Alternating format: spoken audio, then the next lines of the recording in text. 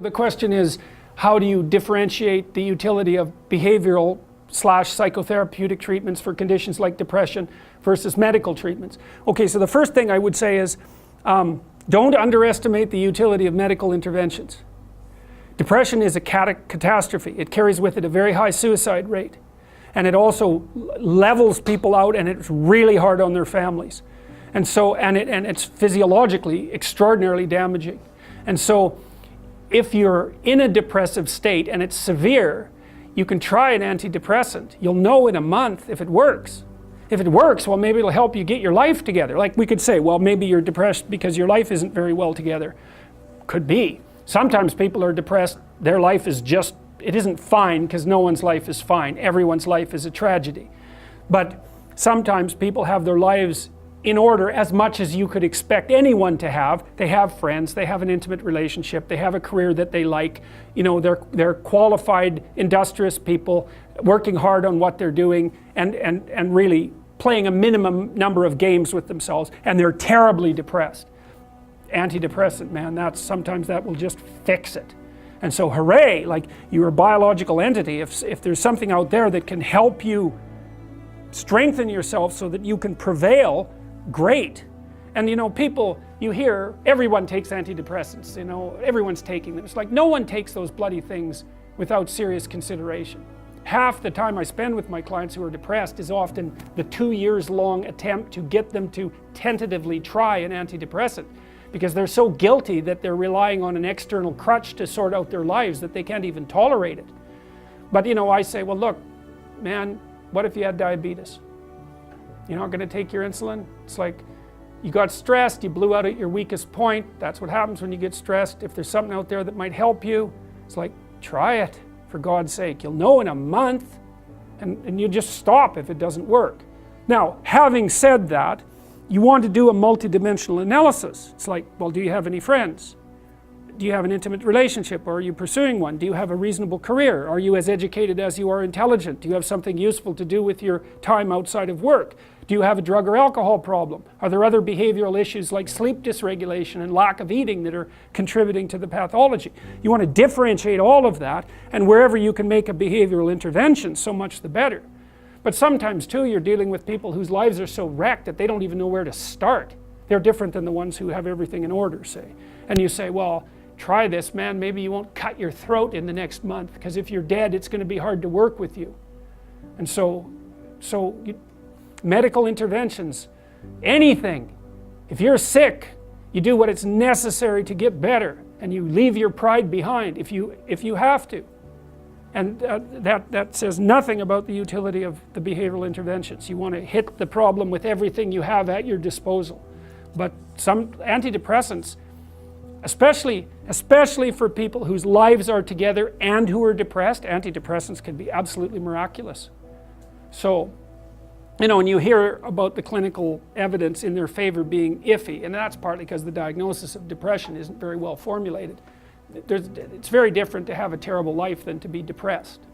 And antidepressants can only help you so much if you have a terrible life. So, yeah. You want to stay inside this little map because it's working. You want to get from point A to point B, and this is good. This indicates that you are moving forward. That's the first thing it indicates. And the second thing it indicates, which is even more important, and you'll never hear this from behavioral psychologists, is that your map is correct. So every time you move a little bit forward and something that you want happens, it says, oh, the game I'm playing is the right game. And so not only does the reward indicate progress, it indicates that the frame within which progress is being calculated is the right frame. And that's good, because it's the frame that makes things irrelevant. And you want them to stay irrelevant. So if you don't move forward and you start to question the frame, that's way worse than merely not moving forward. You get a bad exam grade. What do you think? What the hell am I doing in university anyways? It's like, probably that's not the first place you should go with that piece of information. And you think, well, why? Why is that worse? Well, as far as I can tell, your map of you as a university student is a comprehensive representation. It tells you what you should do every day. It kind of tells you where you're going in the future. And if something emerges as an anomaly, you get a worse grade than you expected. and you blow that whole map, it's like, okay, what have you been doing for the last 4 years? What kind of high school student were you? How clueless are you about how you're arranging your future? What's your identity going to be if you're not going to be a student? Where are you going to end up in 5 years? It's like, so it's like that little grade, that bad grade is like a portal through which snakes can crawl. And that's exactly how you respond to it, especially if you open the door too much. Well, maybe this means that I shouldn't be in university. Well, one of the rules is you want to constrain the anomalous event to the minimal necessary domain. It's really, really important. You want to do that when you're arguing with your partner, which you'll do all the time. We have an argument. Well, I should never have married you. It's like, no, that's not the first response. That's a bad response. Or here's a really good one. You've always done that sort of thing, and you always will. It's like, oh good, great. It's like the only answer to that is to hit someone. Because like you're done, right? You're like that, you've always been like that. There isn't a chance that you can be repaired, and none of it is acceptable. It's like the person's going to fight with you right away, because what else are they going to do? So what you want to do is you want to minimize, it isn't rationalization. You want to say, okay, this person did something that disrupted our joint map.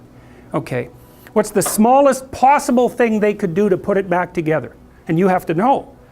Well, we need to make a plan so you don't do it again. Or we need to have a discussion so that you know that it wasn't a good thing to do. But I'm not going to go after your whole character. I'm going to say, when I come home and you're watching TV, just come to the door and say hello. Not, don't you love me? Or something like that. It's like, no, you just have to walk to the door and like give me a hug or something, and then that's good enough.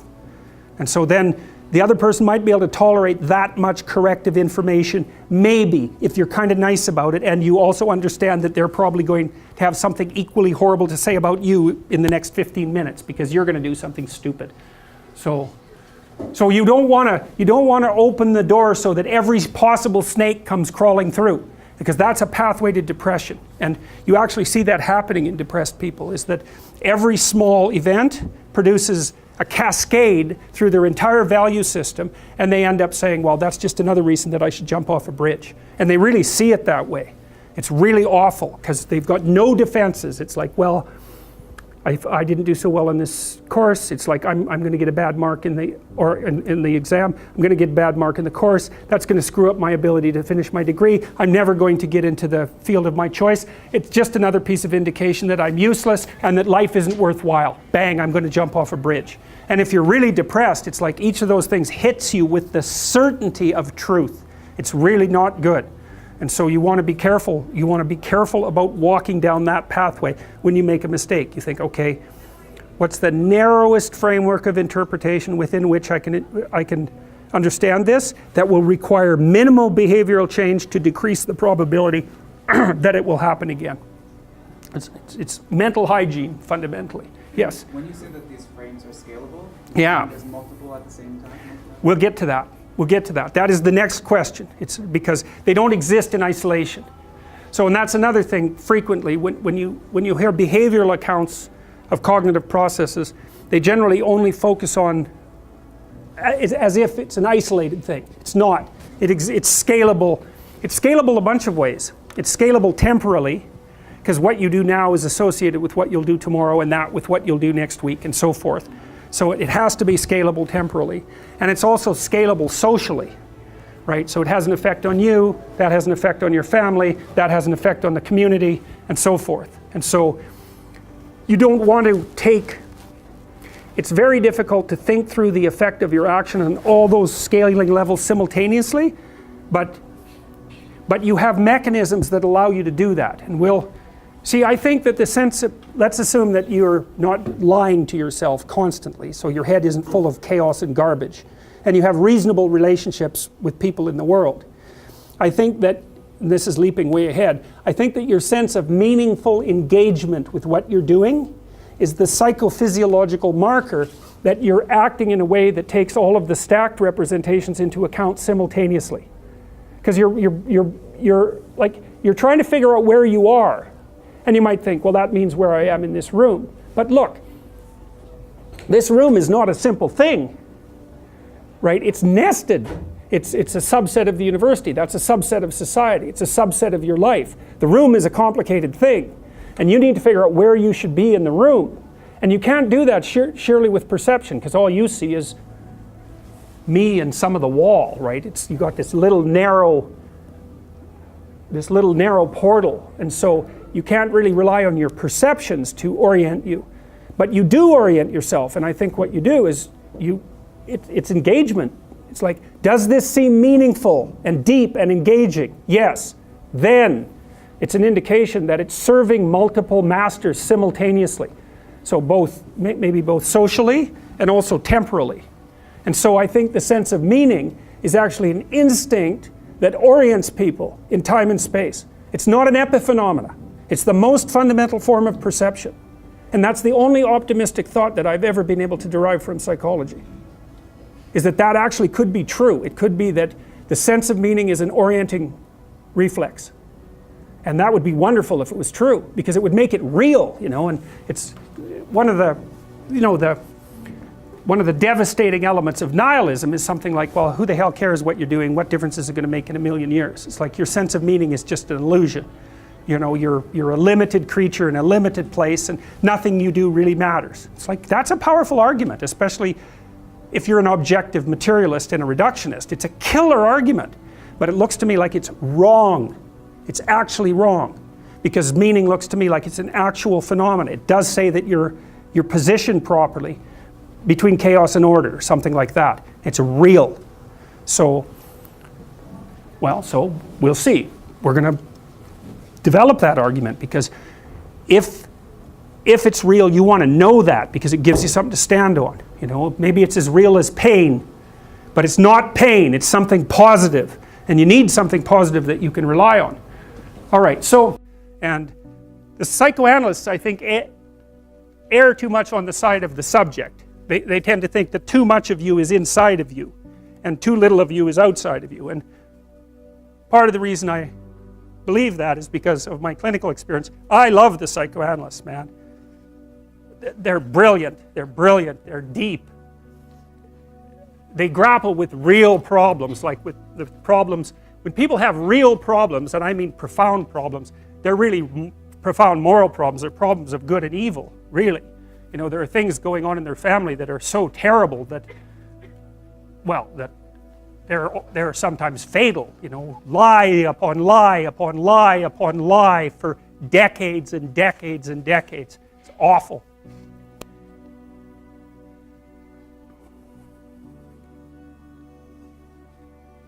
And that's not exactly inside them. It's out there in the world. And lots of the people that I see, very famous critic of psychology, I can't remember his name, but I probably will, criticize the practice of psychology quite effectively I believe in the early 60s. The Myth of Mental Illness by Thomas Szasz, S-Z-A-S-Z. It's a classic. You should read it. If you're interested in psychology, read it. It's a classic. And he basically said, most people have problems in living. They don't have psychological problems. And so I've experienced, despite my love for the psychoanalysts, very frequently what I'm doing as a therapist is helping people have a life that would work. And you can parameterize that. It's like, what do you need? How about some friends? People kind of like that. How about an intimate relationship with someone that you can trust, that maybe has a future? That'd be good. How about a career that puts you in a dominance hierarchy somewhere, so at least you've got some possibility of rising, some possibility of stabilizing yourself, and a schedule and a routine, because no one can live without a routine. You just forget that. If you guys don't have a routine, I would recommend, you get one going, because you cannot be mentally healthy without a routine. You need to pick a time to get up. Whatever time you want, but pick one and stick to it, because otherwise you dysregulate your circadian rhythms and they regulate your mood. And eat something in the morning. I've had lots of clients who've had anxiety disorders. I had one client who was literally starving. Very smart girl. There's very little that she liked. She kind of tried to subsist on half a cup of rice a day. She came to me and said, I have no energy. I come home, all I want to do is watch the same movie over and over. What, is that weird? And I thought, well, it depends on how hard you work. a little weird, but whatever. It's familiar, you're looking for comfort. So I did an analysis of her diet. It's like 3/4 of a cup of rice. It's like, you're starving. Eat something. You know, you'll feel better. So she modified her diet and all her anxiety went away and she had some energy. It's like, yeah, you gotta eat. So a schedule, that's a good thing, man. Your brain will thank you for it. It will stabilize your nervous system. With a bit of a plan, that's a good thing. You need a career, you need something productive to do with your time. You need to regulate your use of drugs and alcohol, most particularly alcohol, because that does in a lot of people. You need a family, like the family you have, your parents and all that. It'd be nice if you all got along, you could work on that. That's a good thing to work on. And then, you know, you probably need children at some point, and that's life. That's what life is. And if you're missing, you know, you may have a good reason to not be operating on one of those dimensions. It's not mandatory, but I can tell you that if you're not operating reasonably well on 4, I think I mentioned 6, if you're not operating reasonably well on at least 3 of them, there's no way you're going to be psychologically thriving. And that's more pragmatic in some sense than psychological, right? Human beings have a nature, there's things we need. And if we have them, well, that's good. And if we don't have them, well, then we feel the lack. And so behaviorists, behavioral psychologists concentrate a lot more on that sort of thing. You know, it's practical. It's like strategizing. Make a career plan. Figure out how to negotiate, because that's bloody important. Figure out how to say what you need. Figure out how to tell the truth to people. Figure out how to listen to your partner in particular, because if you listen to them, they will actually tell you what they want, and sometimes you can give it to them and maybe they'll return the favor. And if you practice that for like 15 years, well, then maybe you're constantly giving each other what you want. Well, hooray, that would be good. And then there's 2 of you under most circumstances, and it's better to have 2 brains than 1, because people think differently because of their temperament mostly. And so the negotiation is where the wisdom arises, and it's part of the transformation, the psychological transformation that's attendant on an intimate relationship, and one of the fundamental purposes of a long-term intimate relationship. So we're starting to be able to put the traits, to sort of nail the traits down to their underlying biology. And with regards to neuroticism, well, if you're high in neuroticism, you're more sensitive to anxiety, and that's regulated at least in part by the hippocampus and generated in part by the amygdala. There's another part of the brain called the periaqueductal gray that seems to be associated with the experience of pain, and pain is quite a complex phenomena. Depression is pain-like, grief is pain-like, social isolation is pain-like, disappointment is pain-like. There's anxiety components to that too. And so neuroticism seems to be something like threshold for activation in those negative emotion systems. So if you're higher in neuroticism, 1 unit of uncertainty might produce, let's say, 3 units of psychophysiological response, whereas if you're lower in neuroticism, 1 unit of uncertainty might produce 1 unit of psychophysiological response. It's hard, you know, obviously that's a simplified schemata, but there's variability, because if something unexpected or threatening happens to you, it isn't obvious how upset you should get. One answer might be, brush it off, it's nothing. Another answer might be, it's a bloody catastrophe.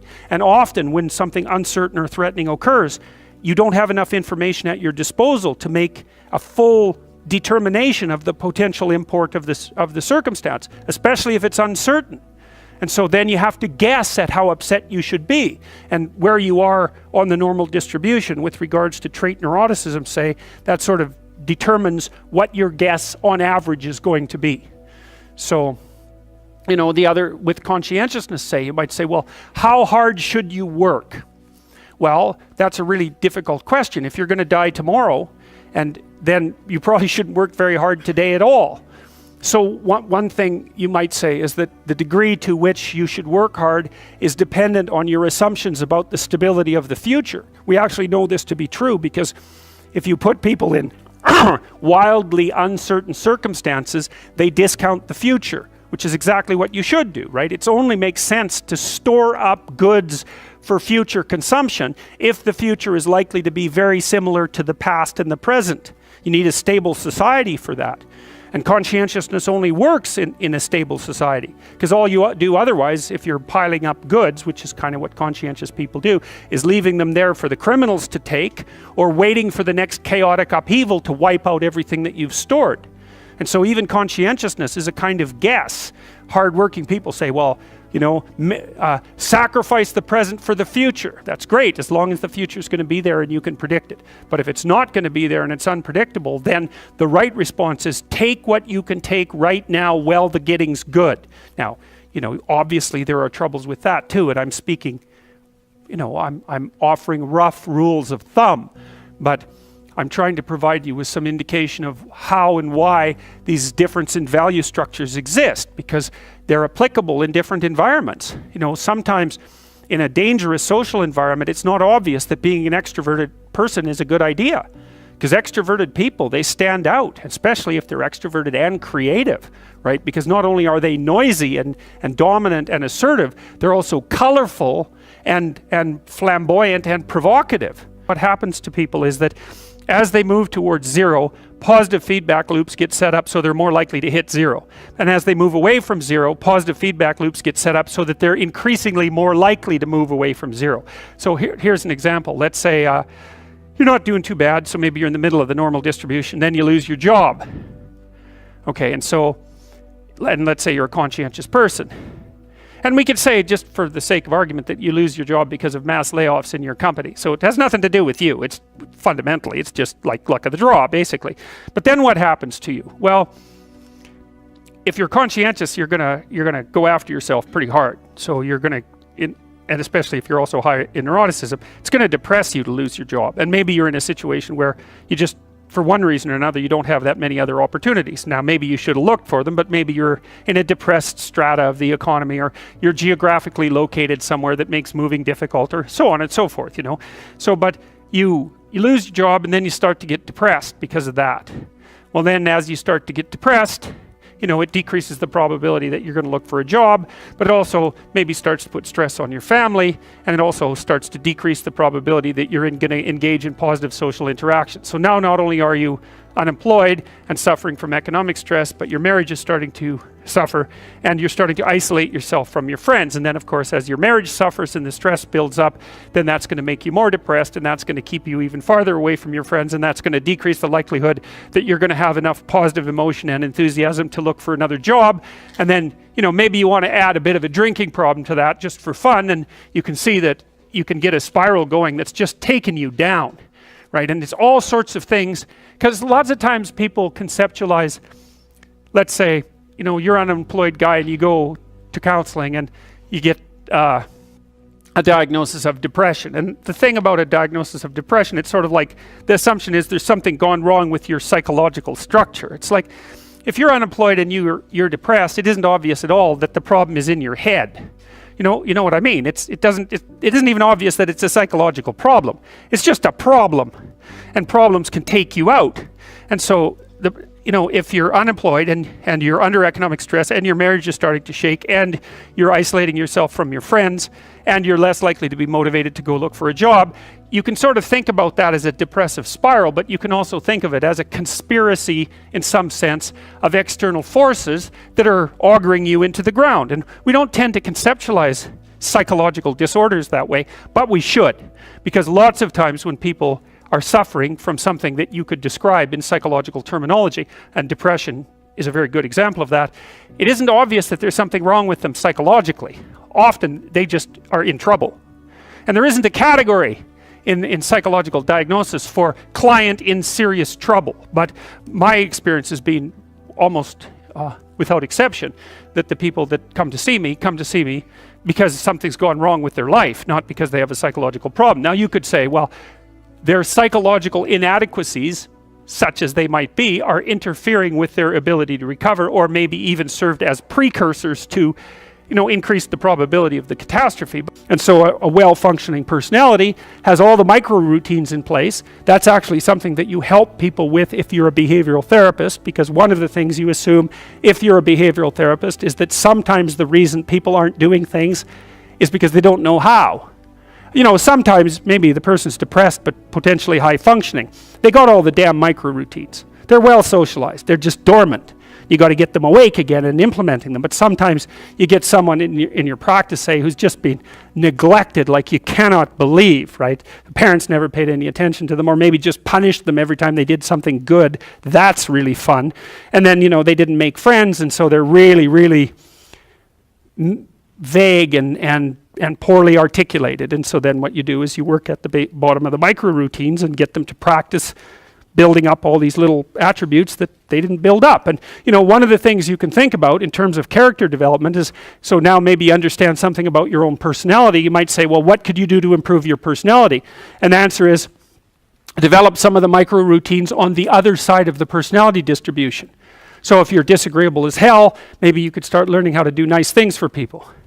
And that actually works, by the way. So if you take disagreeable people who are depressed and you get them doing nice things for other people, their depression tends to lift. But then by the same token, if you're agreeable, then you should practice doing some things for yourself and being more tough-minded in your negotiations. And so you can sort of place yourself on the personality trait distribution.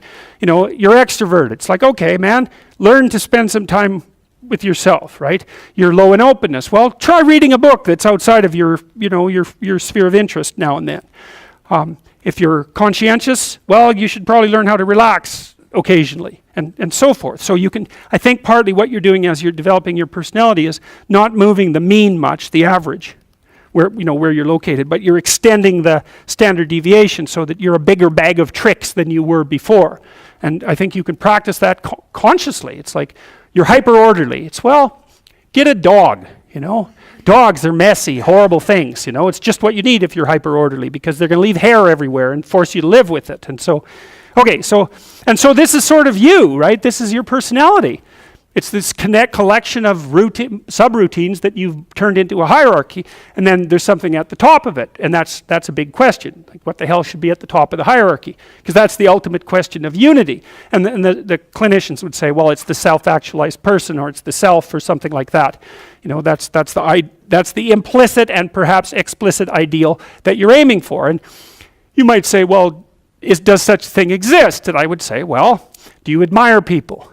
Because that's your answer, right? Do you despise people? Well, you like some people and you don't like others. You respect some people, you don't respect others. Well, you're acting out the notion that there's at least an implicit ideal. You do the same thing when you go to movies. You know who the hero is, you know who the bad guy is. You're acting out the proposition that there's some sort of value hierarchy and there's some sort of manifestation of it that's coherent across time. So you appear to believe that, and you are driven at least to some degree by your own inner ideals. And so you tend to answer the question, is that real, with an affirmative? And if you don't, there's catastrophic consequences. Nietzsche and the existentialists were very good at detailing that. It's like, you let your value hierarchy disintegrate, well, then what? Well, part of it is nihilistic chaos. That's not so much fun. And then there's the alignment of nihilistic chaos with the intrinsic desire that someone will come along and tell you what to do. Right, so what happens is if you let this devolve, you end up with nihilistic chaos, or the demand for the tyrant to come forward. And we've had that happen lots of times, and it doesn't seem to have gone that well. So, all right, well, so what happens when you lay out these little routines in the world at different levels of analysis? Well, this is how your emotions function, broadly speaking. You're aiming at something. And this is an oversimplification, which is why I want to show you this, right? When I show you this, assume that it's made out of that, right? It's just a schematic oversimplification, because even if, let's say that I'm trying to do something as simple as walking towards the door, that the action of walking towards the door is predicated on the existence of all the subroutines that enable me to propel my body across time and space, and that took a lot of internal organization to get that right. It's automatized now, and so you can treat it like it's invisible, but implicit in any one of these structures is this entire structure. And you actually see this in therapy very frequently too. Okay, one of the things that I've figured out over the last years is this is a good proposition. So, it's pretty self-evident that life has got its rat's nest of miseries, and that's for sure. And maybe you could even make a categorical statement that life is mostly a rat's nest of misery. And you can make a pretty powerful argument for that. But then there's a counter question, which is, well, what if you tried not to make it any more miserable than it had to be, right? Then what would it be like? And my suspicions is that a lot of that misery, I would suspect that most of that misery would go away, because it's the unnecessary misery that really brings you down. It's like, well, if someone has cancer, it's like, that sucks. But it's not like you can say, if only we had done this differently, then that wouldn't have happened. But when someone's out like torturing you in a malevolent way, or maybe you're doing the same, you can always ask yourself, well, is this really necessary? Is this just like a useless add-on to the miseries of life? That's what disheartens people.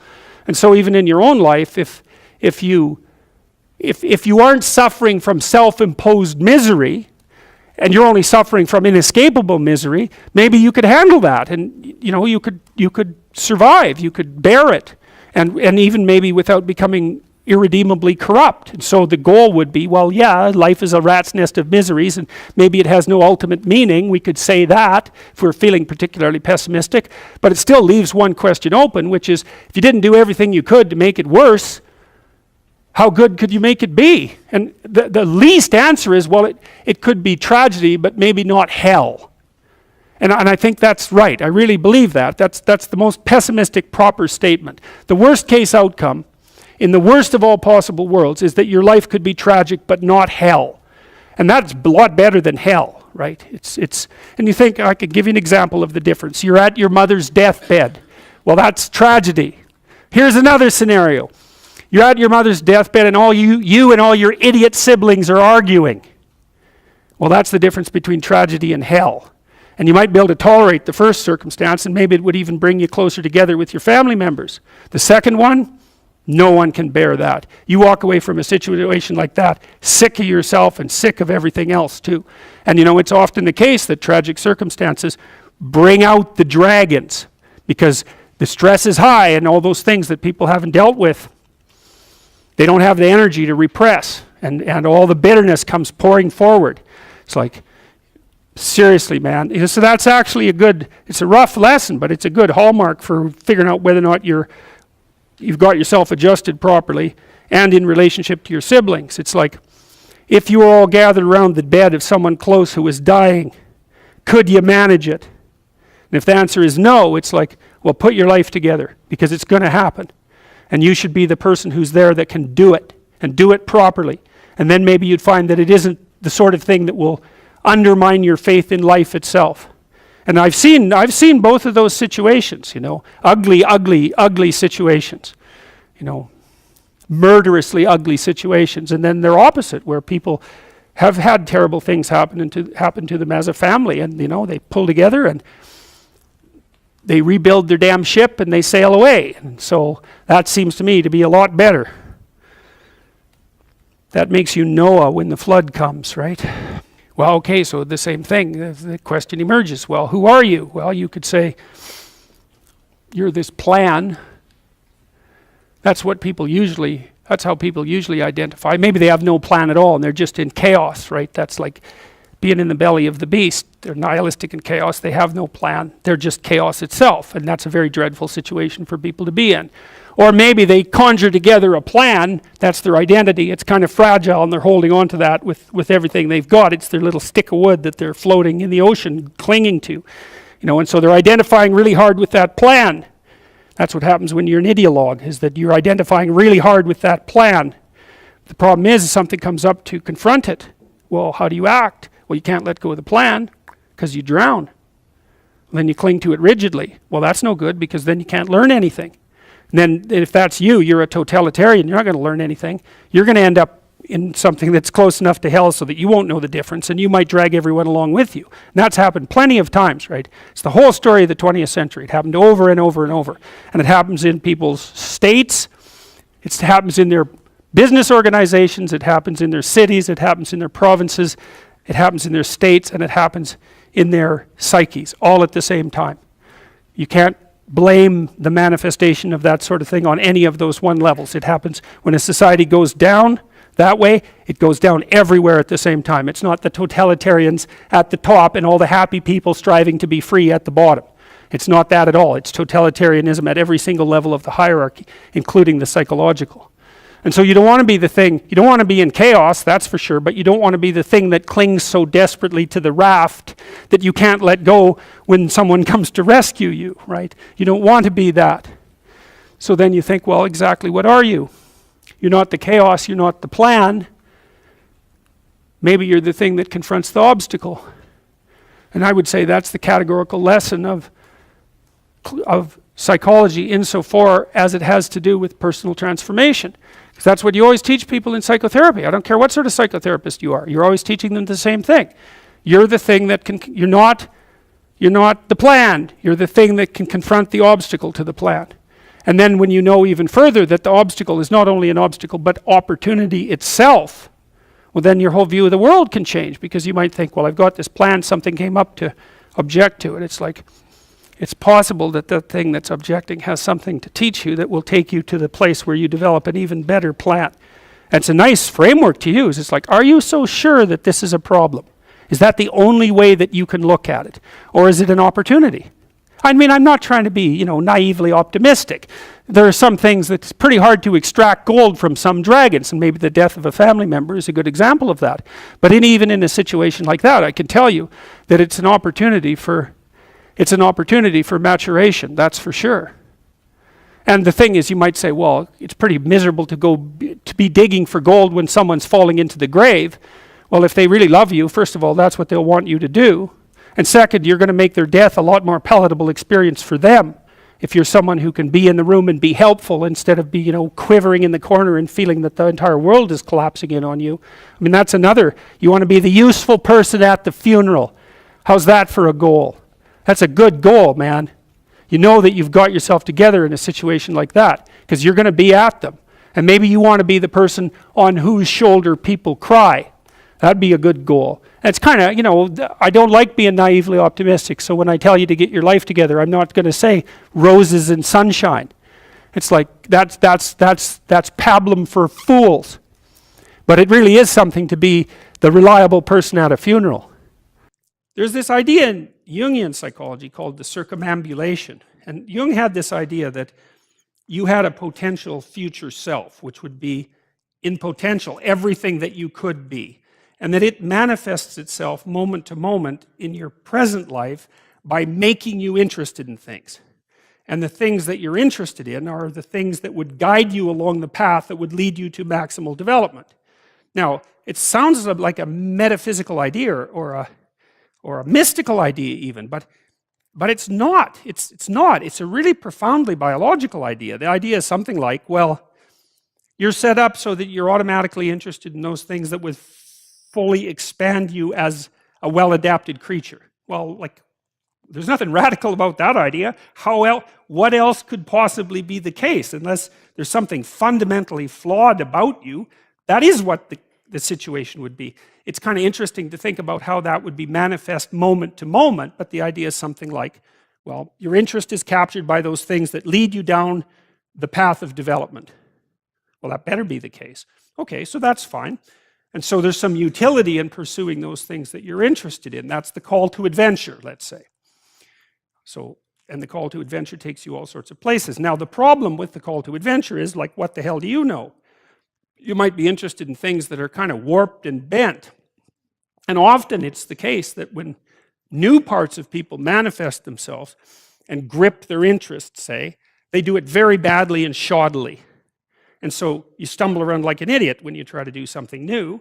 That's why the fool is the precursor to the savior from the symbolic perspectives, because you have to be a fool before you can be a master. And if you're not willing to be a fool, then you can't be a master. So you're going to, it's an error-ridden process. And that's also laid out in the Old Testament stories, because the first thing that happens to all these patriarchal figures when God kicks them out of their father's house when they're like 84 is that they they run into all sorts of trouble, and some of it's social, and some of it's natural, and some of it's a consequence of their own moral inadequacy.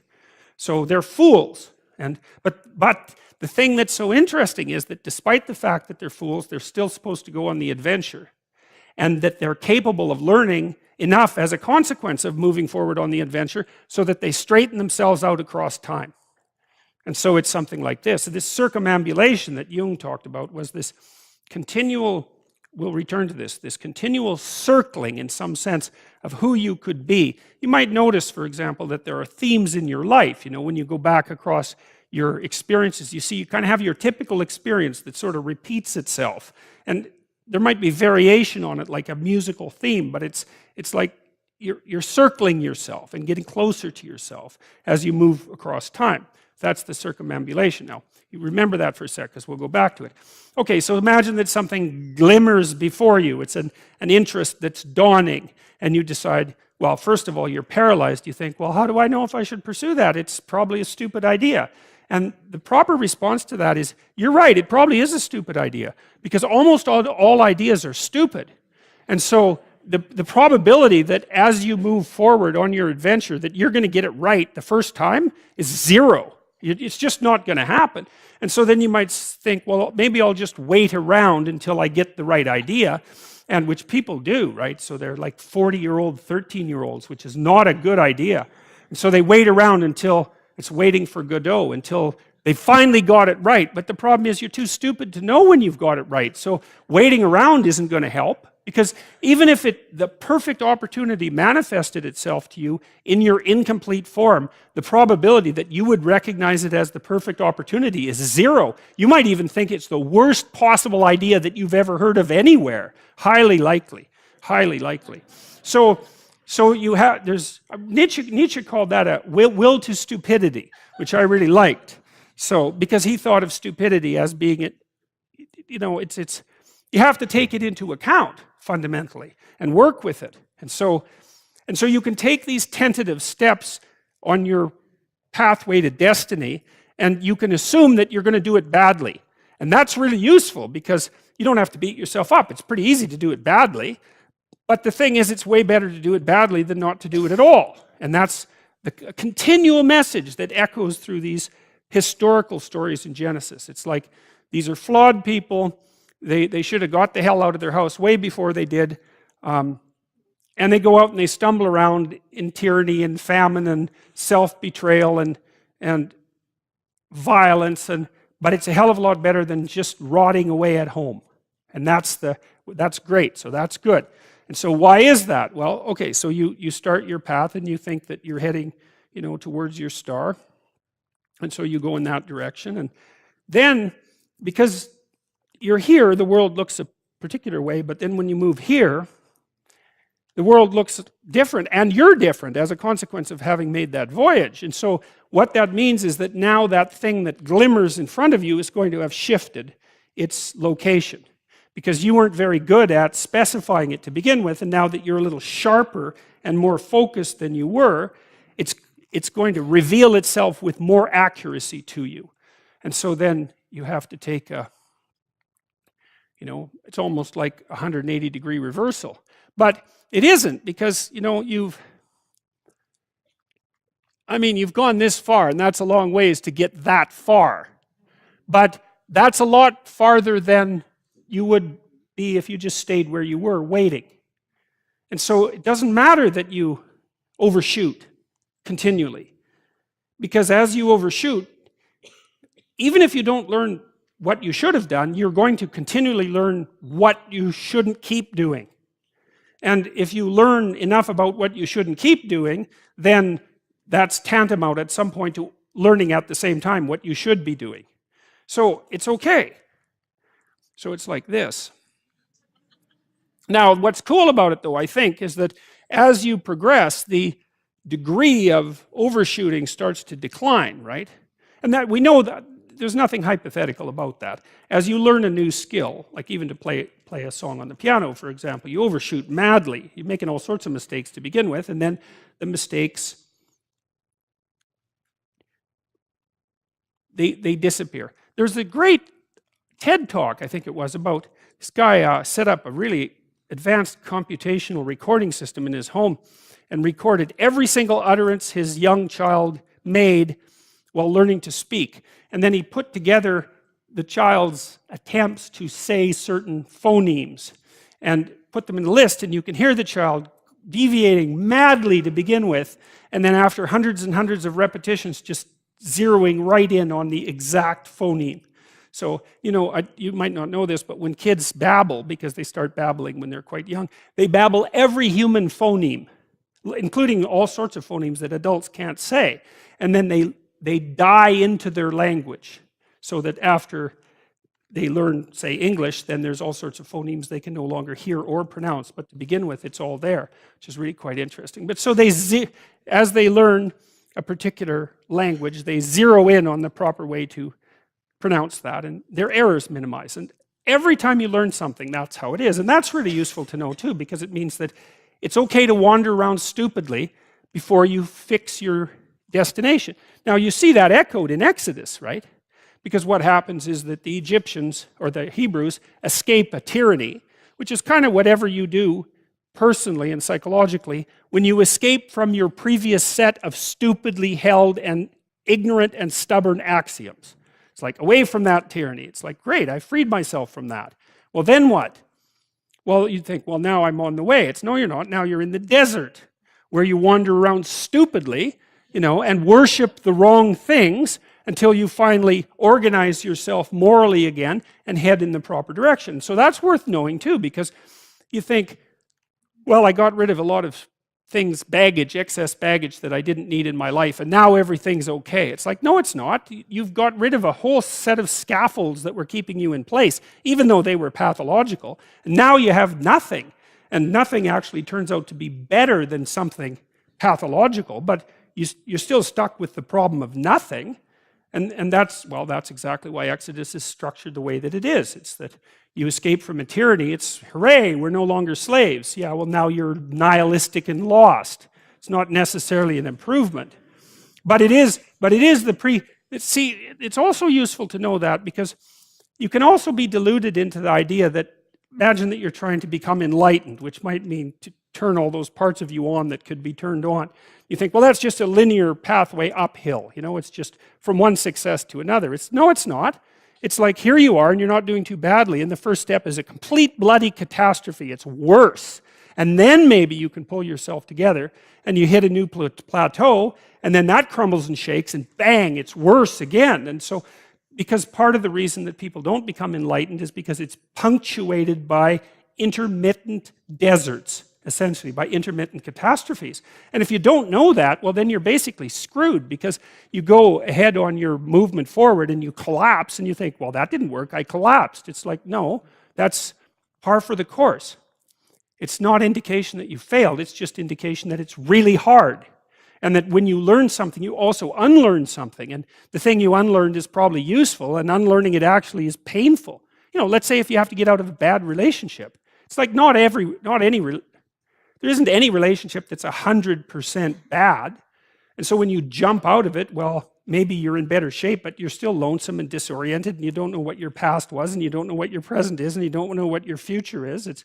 That's why people stay with the devil they know instead of, you know, looking for the devil they don't know. So anyways, the fact that you're full of faults doesn't mean you have to stop.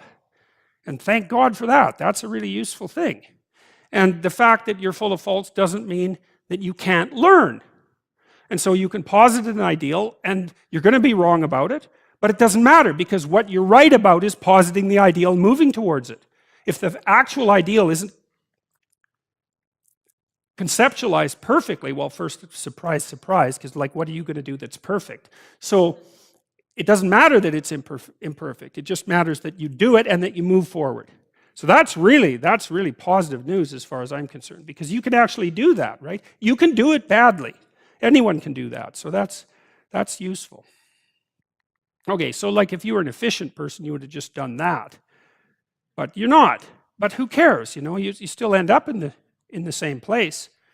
And maybe the trip is even more interesting. Who knows? Probably too interesting.